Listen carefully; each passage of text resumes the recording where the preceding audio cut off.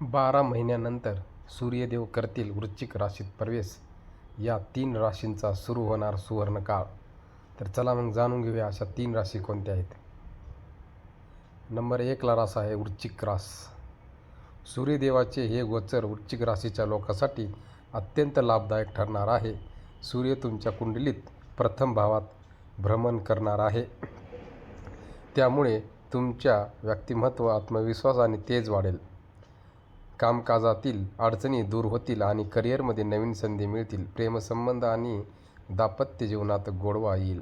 विद्यार्थ्यांना स्पर्धा परीक्षांमध्ये यश मिळण्याची शक्यता आहे.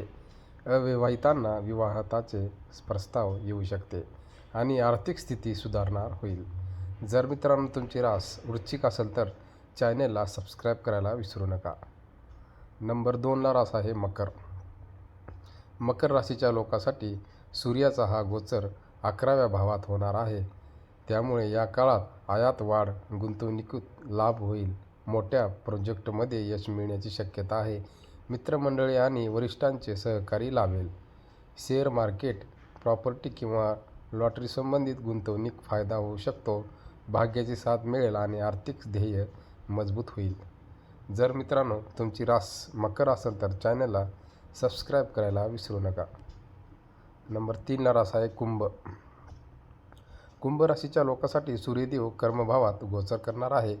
त्यामुळे हा काळ करिअर आणि व्यवसायात प्रगतीचा आहे. नोकरीत प्रमोशन किंवा नवी जबाबदारी मिळू शकते. व्यापाऱ्यांना अचानक मोठा नफा मिळू शकणार आहे. शत्रूवर विजय मिळेल आणि आत्मविश्वास वाढेल. वडिलांची संबंधित अधिक घट्ट होईल आणि समाजात प्रतिष्ठा वाढेल. जर मित्रांनो तुमची रास कुंभ असेल तर चॅनलला सबस्क्राईब करायला विसरू नका. भेटूया नेक्स्ट व्हिडिओमध्ये. धन्यवाद.